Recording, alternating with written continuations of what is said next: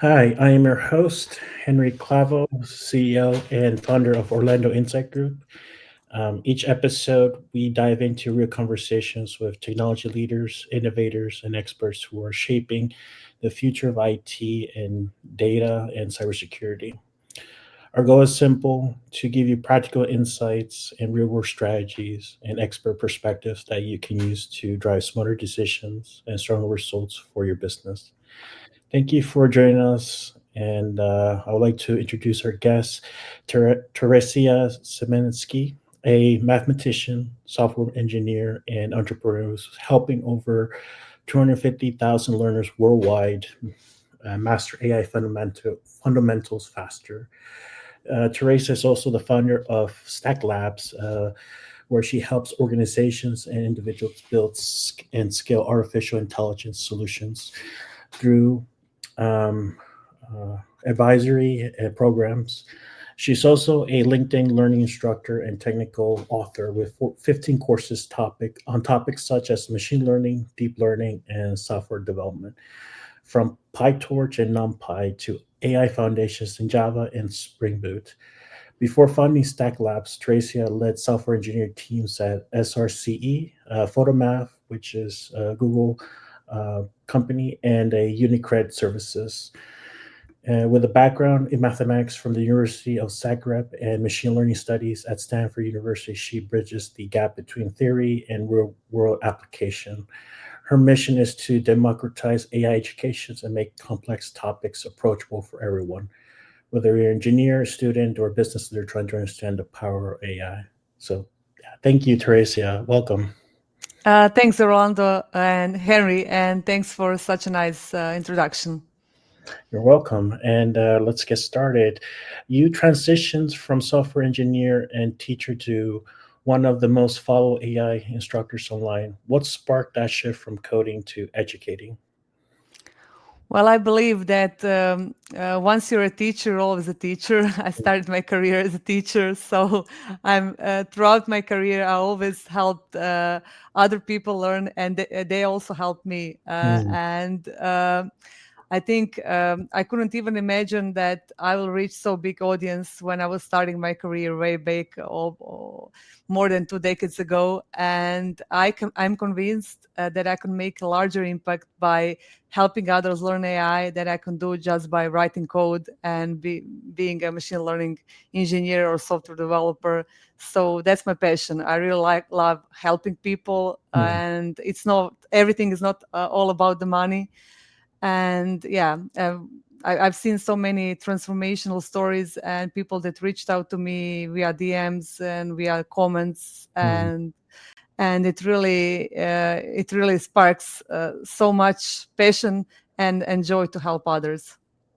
Well, it's a little bit about the money. I'm joking. Mhm.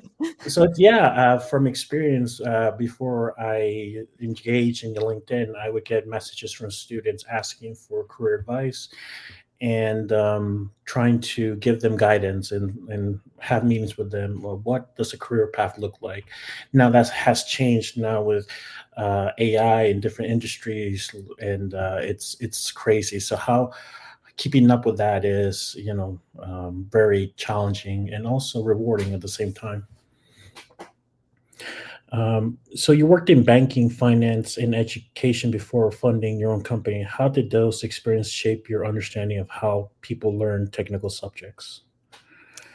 Yeah, across working in IT, finance, and education, I discovered the real challenge isn't about teaching technology. Mm, It's teaching people how to think with technology. mm, Yeah, and whether it's a financial model or a neural network, the real magic happens when learners move from memorizing formulas, mm, theorems, code syntax, design patterns, and when they go from there to understanding systems. And in IT, I learned the value of systems thinking, how small components connect into something larger, mm, and that's exactly how I teach AI as interconnected systems of data, models, and feedback loops together with math combined. And when I was working in education, I learned that people don't truly learn from lectures. They learn from doing, failing safely, and reflecting. And the whole educational system is broken long time ago. And I was part of the system. So I You, really feel you the could say that pain. again. Yeah, I feel the pain from both perspective. Yeah, from the Yeah. perspective of the learners, Mm. because I was the part of the system, and from my perspective, because I was a teacher. And we're so focused on finding mistakes Mm. and, yeah, pointing on those mistakes, and people are so overwhelmed and stressed, like Oh, yeah. scared of making a mistake. And there's the whole learning curve. And when somebody wants to go into coding, is exact opposite. Like, we Yeah. should embrace learning from mistakes, not like be scared, like, oh, I'm just writing code, I'm scared if I'm going to make, how many bugs I'm going to create, Yeah. is the production going to fail because of me, or I'm going to crash everything. And yeah, I think that that's why I'm trying to build my courses around small experiments, like Mhm. training a really tiny neural network in PyTorch and seeing how it learns in real time. Mhm.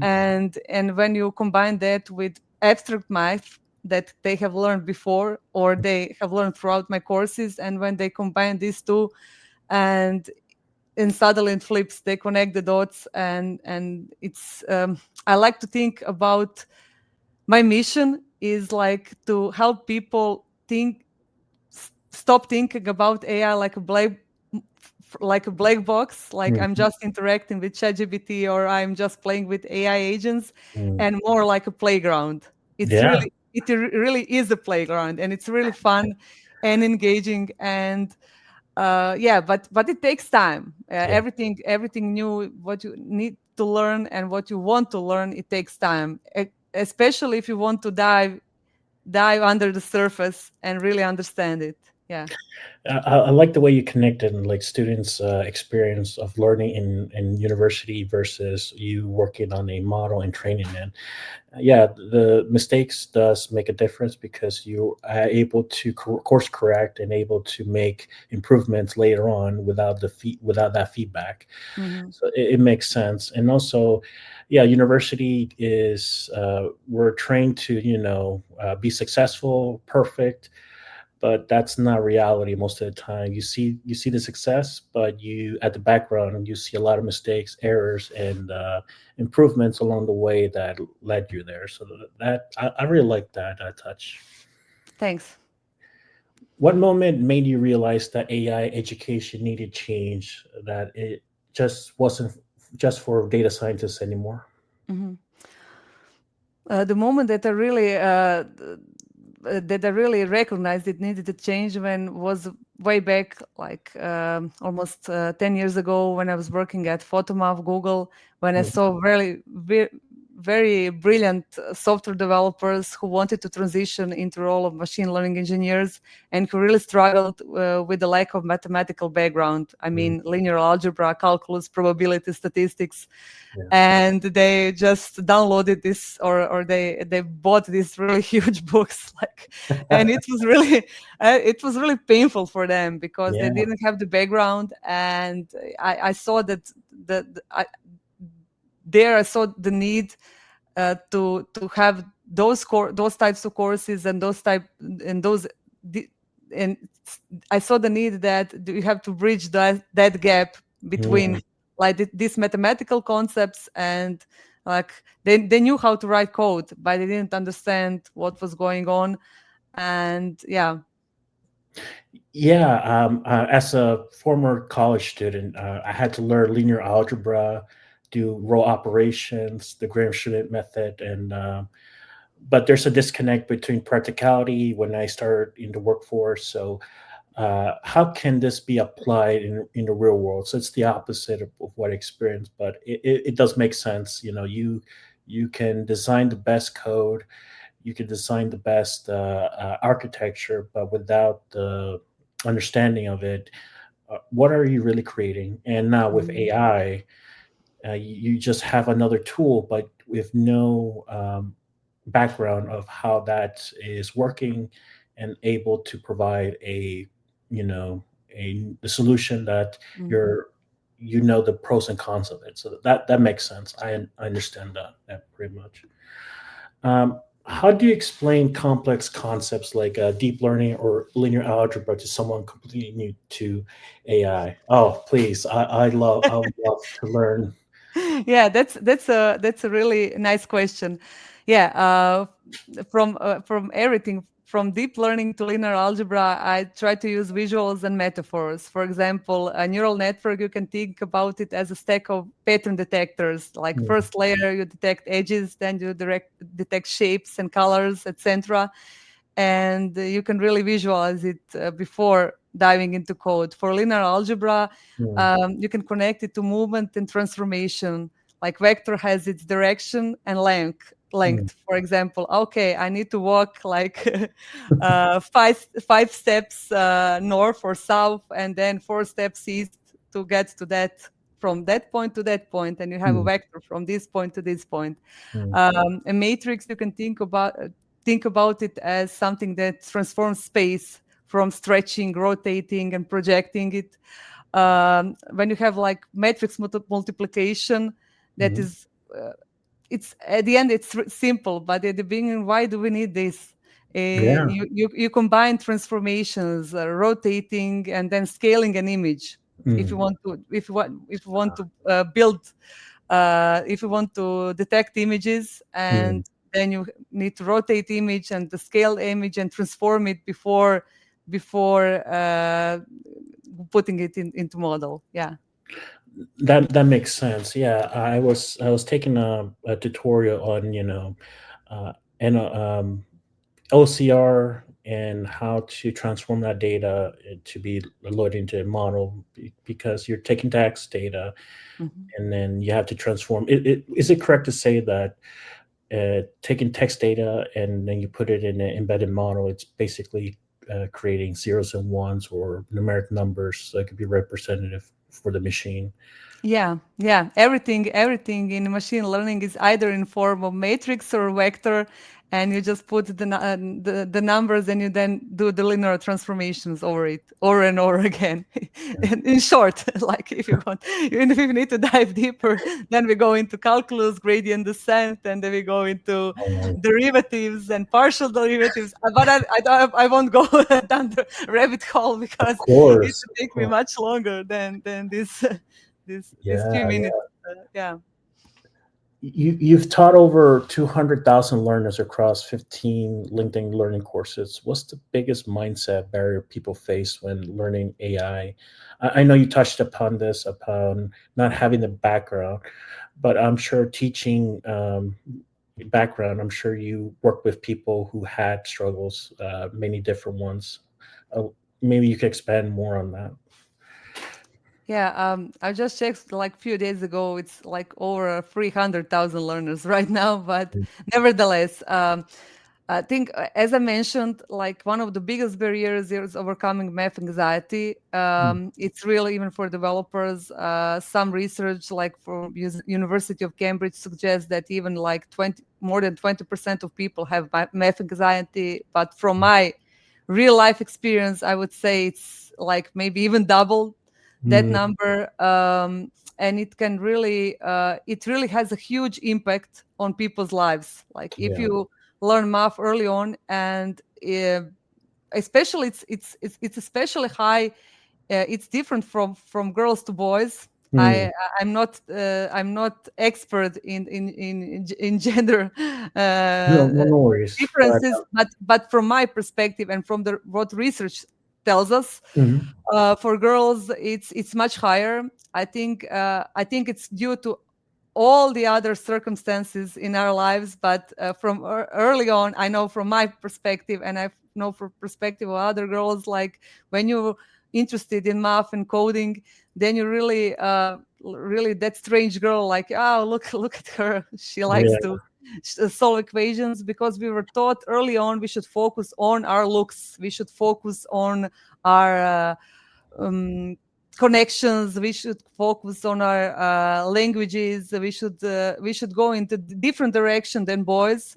And Mhm. I don't think it's I don't think it's a good approach, and I really hate seeing on. So I'm really passionate about kids because I have a daughter myself, Mhm. and when I see those when I see the impact of social media, especially on the girls, and Yeah. it's devastating. It's really devastating because we can have so many brilliant women working in the Mm. space, and Yeah. they are like distracted early on to go into path or promoting only her looks and that sort of things instead Mhm. of going into learning. But nevertheless, now I'm I got out of the path of your question. So I think that math anxiety that is really high for also for Mm. girls especially and also for boys. But it's also the struggle right now. What I've seen from junior developers, they really struggle with they don't know how to learn, and Mm. the impact of the social media also on Right. them is really huge because the concentration there like they're just distracted with so many things. We Mm. didn't have that back on. Like I'm now 41 years old. I really had to dive into and find the literature to be able to learn. Like Mm. I was lucky, maybe I was also maybe a lucky one because like 10 years before me, Mm. people didn't have YouTube. I know that I was so happy when I was at the college and I didn't understand some of the coding concepts and some of Mm. the details like for C++, etc. I was bothered with that, and also I wanted to learn. Okay, I also want to learn Java, and I didn't have a nice course on that on my university, so I was like searching throughout the YouTube, and I found this Stanford professor who was explaining Java in so simple ways. It was Yeah. like having this like equipment for Yeah. baking, and he was explaining it on so simple level and so approachable that I could it just I just go throughout all these lessons in just 2 3 days, Mm. and it would take me probably if I would just download the books or buy the books, I would need like 2 3 months, no, not 2 3 days. Of Right. course, I didn't become like I didn't become really Java expert in those 2 3 days, but Mm. it gave me enough knowledge to be able to understand the syntax, to be Mm. able to apply the knowledge that I knew from other languages that I can just combine with these and to be able to write code. Right. And right now we have so many information, we have everything available just Mm. like on a flip of our hand. If somebody Yeah. doesn't like my course, he can find something on YouTube, he can find something from Coursera or from some other platform. But it's also so distractive. It's really Mm. distractive because those people are many people are just uh, searching for a better tutorial, like Mm. it's called like tutorial hell. They're just Yeah. okay. I need more education, and they're like, okay, I just took this LinkedIn course, but now I Yeah. need Coursera course. Mm. Now I need this other and this other, and I have to pay the boot camp. And Yeah. instead of like taking one course and just say, okay, now I have to get my hands dirty. Now I have to write code and struggle and feel the pain and learn from that pain. They Mm. are now they are now like yeah, they're just distracted and just going throughout all these things. Yeah. Yeah. From personal experience and from what I've seen, I think they're delaying the uncomfortable truth that they have to struggle Hmm. with, social media.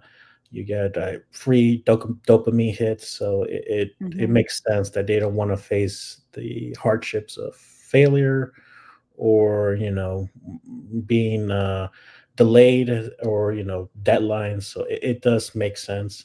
And then and going back to social media, like TikTok is influencing others to take on not only learning but become more involved in creating content that is not well informed for the people. So it creates a loop of so Hmm. many content. Is it true? Is it false? So it's very difficult, and especially for you course creators, you have to sell or provide the reason why they should take your course. It's so many challenges in the modern world. Yeah.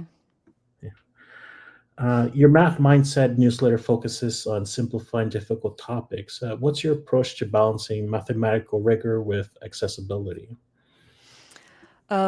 Like when I teach AI or when I teach deep learning, I try to make sure that people understand what's going on before diving into formulas. Mm, And for example, before we even look at the equation of gradient descent, mhm, I'll show them what it feels like. Like you have a little ball and you roll it down the hill and try to find the lowest point.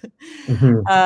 And once that intuition clicks, then I get into the math and the formulas and connecting it with machine learning and deep learning. And I think it's crucial for people to be able. I think like most of us are visual. Some people learn different from from others, but I think Mhm. most of us are visual learners. If we can like visualize something on really simple example, real life example, then we can easily learn that concept and connect the dots. Yeah. Interesting. Yeah, And that. for yeah, Go ahead. Go ahead. yeah, like for example, if I want to explain somebody uh, something in deep learning, or if I want to make a new course on deep learning, Mm, I can start with small experiments in PyTorch and visual demos and mm. demonstrate that and go step by step to be able to make sure people understand each tiny bit of that. Yeah. Oh, that's awesome, man. We would love for you to come back and give us a demo or a demonstration of deep learning PyTorch for the business and data community. We would love to It would share be that great. learning. Yeah. That would be great, actually. Yeah. Tell us about Stack Labs and what inspired you to create it. Yeah, the true inspiration was helping individuals and companies learn AI tools and use AI and learn when to use AI, when not to learn, not to use AI. Yeah.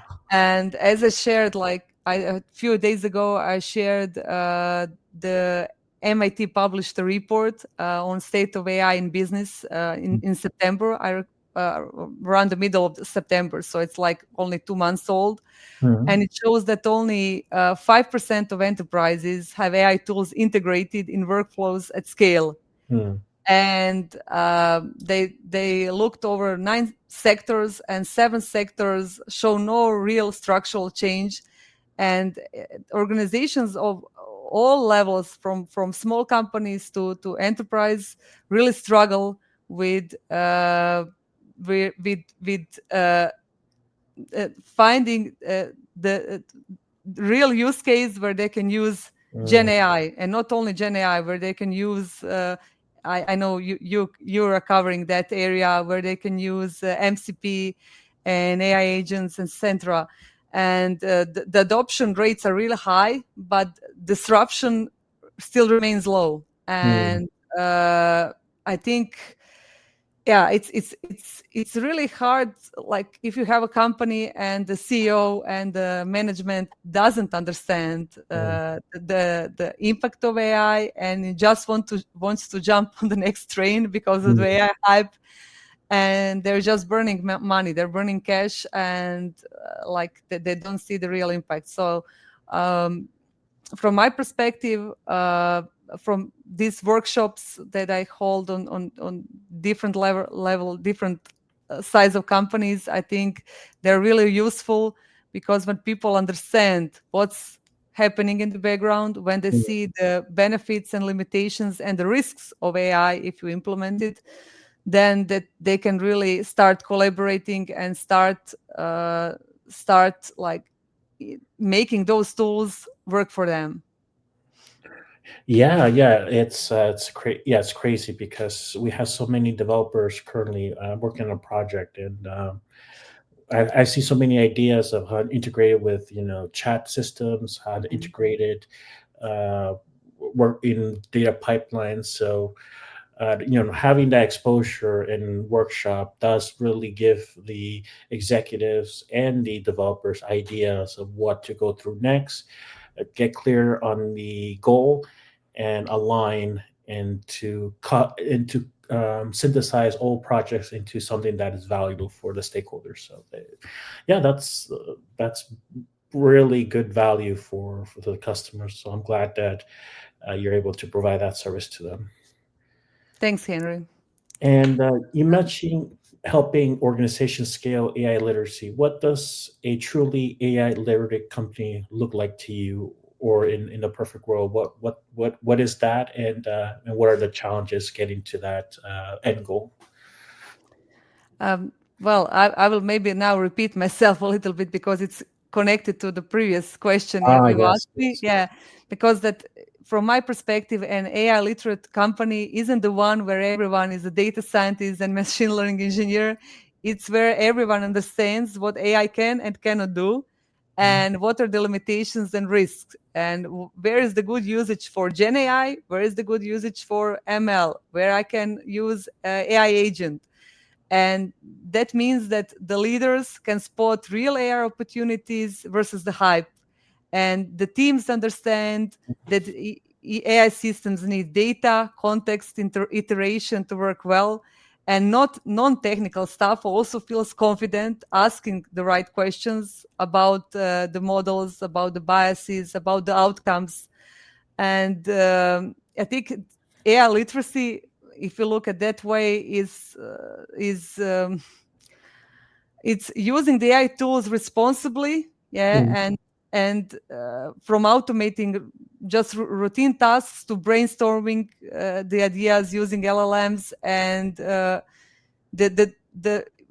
if you look at the if I imagine like the perfect truly AI literate company, it's more like a learning organism than it's like the static organization with all this hierarchy and all these perfect teams and processes and it's something that evolves over time, and I don't have a definition for a perfect AI mm, literate company, and I think nobody actually has. Many people describe themselves AI as AI expert and deliver mm, and deliver those talks, and mm. yeah, and try to make themselves really present themselves like Yeah, they know much more than they really know, yeah, because now they just follow the money and yeah. yeah.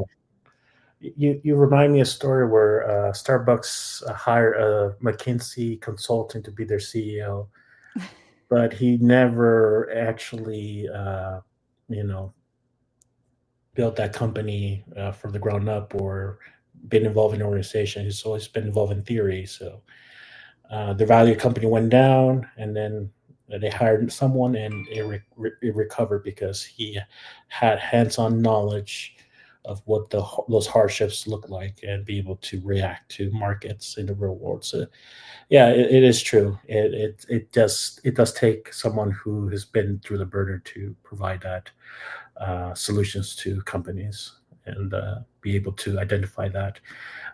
Yeah, we had a guest, Deborah, who works with AI investors.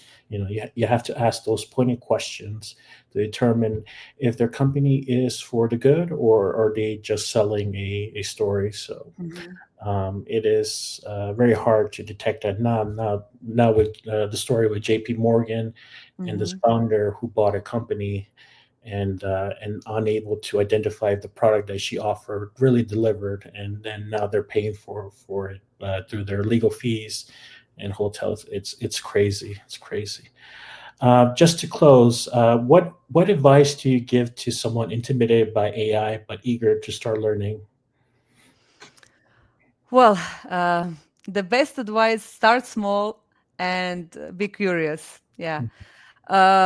You don't really need a PhD in math or machine learning to understand AI. You need to be playful and treat it like a playground. You Mm, can use ChatGPT to explore ideas, and you can watch visual explainers, or you can try to build your first PyTorch model with some tutorial. mhm, But from my perspective, you cannot, yeah, like, people, what I've seen, especially for juniors, I'm going to repeat myself also right now, but it's really something that the message, I think I have to deliver this message. And if you want to like become fit and you go to the fitness center or you take some sports, and you Mhm. have to do the reps, you have to feel the pain, and then your muscles are going to grow bigger. And if you want to like learn to play the piano, you can watch it. For example, for fitness, you can watch thousands of fitness videos and tutorials about perfect nutrition, etc. But if you don't go to gym, if you don't put the reps, you will stay the same probably. Maybe you lose few pounds if you like craft your nutrition. And the same goes like if you want to play the piano and you watch all these nice YouTube tutorials, and and you're listening to classical music, but if you don't open the piano and put your hands on the keyboard and start playing, you won't actually learn almost anything. Mm. And the same goes with like if you use AI to learn something, and also if you want to dive into that area, you cannot just like use LLMs and get the output and copy paste it and expect to learn something, because we humans aren't wired to learn that way. We are wired to learn by trying, by Mm. experimenting, by hitting our head, like Mm. when you try to ride a bike and you fell on your head and you Yeah. got a really painful bump, and the next time you're really watching, oh, where is that tree? I won't fall from the Mm. bike. And the same goes like this. You really need to feel the pain and to put on the reps, and nobody's going to do it instead of you. Like you can find the perfect teacher, you can find I don't know, Andre Carpati or somebody that is better than me, and you can watch all his tutorials. They're like, oh, it's such a great explanation. I really not understand it, and you got this light Yeah. bulb coming out of your hand. But if you don't write code yourself, if you don't struggle, if you don't fix, if you don't debug, if you don't feel the pain, you won't succeed in anything in life. And that the same goes in coding, in machine learning, in Mm. every other area in your life. And yeah.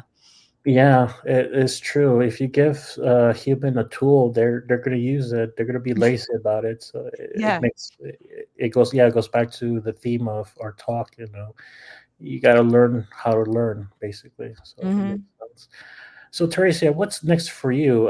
Any new exciting projects you want to talk about, or any books, courses coming up for you? Yeah, I'm working on my book. It's a long and painful process. It's not written by ChatGPT, so it's a process. Yeah, Yeah, I'm writing a machine learning book, and mm, hopefully it will be out next year. With all the pains and struggles, it all the baby diseases that it has to go through, mm. and Oh yeah, becomes now it's becoming a teenager, and hopefully it will become adult by the next year, and I will I will publish it.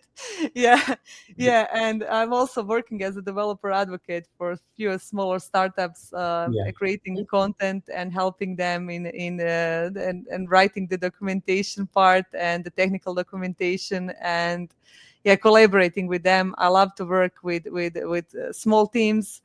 I also love to work with larger teams, but I think that impact is maybe more visible when you work with a smaller team. And yeah, do you have a title of the book so people can pre-order or look for out for next year? right now, no. Until the Oh, next time, if we have another episode of your podcast, I will probably have it. I have brainstormed so much. I have also used ChatGPT is really good at brainstorming ideas. For example, mhm, title of the book is the perfect example. mm. Not for generating the text that is going to be in the book, but mathematical books are not the type of the books that it writes either way. It can write you a perfect, maybe perfect science fiction book, but not a perfect book that covers math or coding. But I have brainstormed many ideas, and I still don't have a perfect title, but I think the title is, it will probably be irrelevant at the end. Yeah, Well, we sometimes need a hook that for presenting, but yeah, I think at the end of the day, is it going to be like this title A, B, C? I would probably ask the learners. I was thinking a lot about it, and when yeah, the book will be in the stage of pre-ordering, before the pre-ordering, I will probably make a poll on LinkedIn and ask the learners which title do you want, which do you like more, and which book cover do you like more. I think it's a good concept to get traction for the book, and also to get them interested, and they can also participate in something that is so trivial at the end, like the book well, title. But it can be trivial, it can, yeah, but it also, yeah, I don't know, I'm not good in marketing and these sorts of things, but I will ask the people, let the people vote.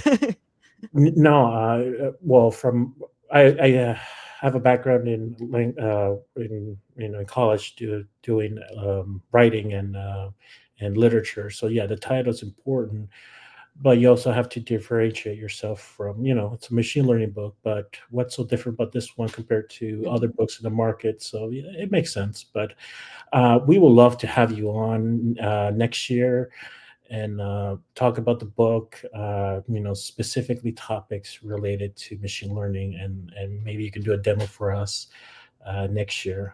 That'll be exciting for our listeners. Yeah, I would love that, thanks. Now, how can people connect with you or follow your work online, Teresa? Do you have anything that the community can reach out to? Yeah, they can connect. They can follow me on LinkedIn. I'm not sure if I would able to accept all the connection requests because right now I'm overwhelmed with those, and I cannot follow up to every single them. I'm sorry. I apologize, but I'm only one person, and I'm not using AI tools to. If I write an answer to somebody's question, I'm really trying to beat my words if I want to help someone. Hmm. But they can follow my work on LinkedIn. I'm sharing posts on daily basis. They can also look up for my. I have a newsletter called MAF Mindset that Yeah. they can look on Substack, and they can learn something from that, and they can also take some of my courses, and yeah, and take buy the upcoming book when it will be available. We're excited for that book, and we're also excited for what's to come for you next year. So, thank you, Teresa, for being a guest on the Orlando Inside podcast. We learned a lot, so we appreciate you appearing today. Thank you, Henry, and thanks also for inviting me. And yeah, thanks everyone. Bye. Uh, All right, everyone. Thank you for joining us. If you're interested in more for content that we produce, such as our talk with Teresias or any talks that we had in the past, you can look us up on YouTube at Orlando Insight Group, and also we can also be found on Instagram and Spotify. We wish you a good night, and thank you for joining us. Bye. Thank you. Bye.